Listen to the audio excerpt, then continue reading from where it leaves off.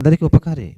మనం కూడా కులాన్ని బట్టో, మతాన్ని బట్టో, ప్రాంతాన్ని బట్టో, బంధువర్గాన్ని బట్టో, మన వాళ్ళను రక్త సంబంధికులను బట్టో మొఖం చూసి ఇప్పుడు కూడా ఏం చేయకూడదు తెలుసండి? ఉపకారం చేయకూడదు. మనం ఉపకారం చేయాలి, అందరికీ చేయాలి. ఎందుకంటే మన తండ్రి ఆయన అందరికీ ఉపకారి కనుక. అందరికీ ఉపకారి కనుక. వేగు చూడడం కోసం వెళ్ళారు ఒకరోజు. వేగు చూసిన తర్వాత అక్కడ పరిశీలన గమనించిన తర్వాత ఆ వేగు చూస్తున్న ఆ సందర్భంలో ఏమయ్యారంటే రాహాబు అనే వేశ్య దగ్గరికి వెళ్ళారు. ఆమె ఏమండి అక్కడ ఉంటున్న వాళ్లకు ఉపకారం చేసింది. రాహాబు అనే వేశ్య ఉపకారం చేసింది. ఎలాగా ఉపకారం చేసింది అంటే సైనికులు వచ్చినప్పుడు వాళ్ళని దాచిపెట్టి జాగ్రత్తగా వాళ్ళని భద్రపరిచి వాళ్ళని కిందకి దింపి వారిని పంపించేసింది ఆ ప్రాకారం మీద.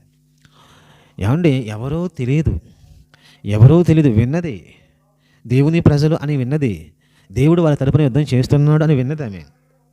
రాబోయే కాలంలో మా దేశానికి కూడా వస్తారు, ఇక్కడ కూడా యుద్ధం చేస్తారు, ఈ దేశాన్ని వాళ్ళు పట్టుకుంటారు కనుకనే అని చెప్పేసి ఏం చేసిందంటే ఏమంటే వచ్చిన వాళ్ళను పట్టివ్వకుండా వచ్చిన వాళ్ళకి సహాయం చేసి ఏం చేసిందనంటే వాళ్ళకి ఉపకారం చేసింది. ఎప్పుడైతే ఉపకారం చేసిందో ఉపకారం చేసిన దానిని బట్టి వాళ్ళు ఏం చేశారంటే మరలా మేము వచ్చినప్పుడు నీకు ఉపకారం చేస్తాం, మీ కుటుంబాన్ని మేము పాడు చేయము, మీ కుటుంబాన్ని చంపము, ఇదిగో మీకు ఉంటున్న వాళ్ళందరినీ బ్రతకనిస్తామని చెప్పేసి వాళ్ళు హామీ ఇచ్చి వెళ్ళిపోతారండి. చూడండి, ఆమె ఒక వేశ్య కానీ ఉపకారం చేసింది. ఆమె శత్రువుకు సంబంధించిన వ్యక్తి, ఆమె ఉపకారం చేసింది. వచ్చిన వాళ్ళు ఎవరు? శత్రువులు. ఆయన దగ్గర ఉపకారం చేసింది, వాళ్ళ ప్రాణాలను కాపాడింది కనుక అమ్మ మీకోసం మా ప్రాణాలను సహితమైన లెక్క చెయ్యం అని చెప్పి అన్నారు. చూడండి, యెహోషువ గ్రంథము 2వ అధ్యాయము 14వ వచనంలో 2వ అధ్యాయము 12వ వచనం ఈ వచనం చదివితే మనకు అర్థమవుతుందండి. అమ్మ ఒకవేళ ఇక మా వాళ్ళు ఏమైనా మమ్మల్ని ఇబ్బంది పెట్టినా కానీ మేము మాత్రం మీకోసం మా ప్రాణాల సహితము ఇచ్చేస్తాం. ఏమంటే ఆలోచించేయండి, అందరినీ చంపేస్తాం, మిమ్మల్ని వదిలేస్తాం అంటున్నారు, పైగా మీకోసం మా ప్రాణాలు ఇస్తాం అని అంటున్నారు. అంటే ఉపకారం ఆమె చేసిన ఉపకారాన్ని వాళ్ళు జ్ఞాపకం ఉంచుకున్నారు. అనుకుంటాం చాలాసార్లు ఈజీగా అనుకుంటామంటే ఉపకారం చేసి మర్చిపోరు వాళ్ళు.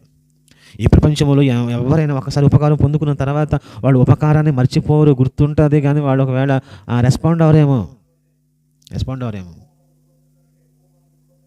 మనం ఉపకారం చేస్తే మనకు ఉపకారం వస్తుంది, ప్రత్యుపకారం వస్తుంది. మనం మంచి చేస్తే మనకు మంచి వస్తుంది, సహాయం చేస్తే సహాయం వస్తుంది. ఏదైతే విత్తుతామో అదే కోస్తాం. ఇదిగో వీళ్ళు వచ్చిన వాళ్ళని ప్రాణాలను కాపాడింది రాహాబు అని ఒక వేశ్య. ఇదిగో ఆమె కుటుంబము ఆమెని కూడా ప్రాణాలతో వండనిచ్చారు అని అంటే అర్థం చేసుకోవాలని పిల్లరా, అర్థం చేసుకోవచ్చు. ఉపకారం అనేది ఊరికనే పోదది. ఎదుటి వాళ్ళకి చేసిన సహాయము ఉపకారం అది ఊరికనే పోదది. అనుకోవద్దు గంగలో కలిసిపోతుందిలే అనుకోవచ్చు, కాదు, పోదు. అది ఎప్పటికైనా అది నీ కుటుంబానికి అది ఎప్పటికైనా నీకు మేలు కలిగించేదిగా ఉంటుంది. ఇదిగో ఎందుకనంటే ఒక రాహాబు అనే ఒక వేశ్య శత్రువులకు సహితము కూడా సహాయం చేయగలిగింది, తన కుటుంబాన్ని కాపాడుకోగలిగింది. ఇది కదా తెలివి అంటే, వివేకం అంటే.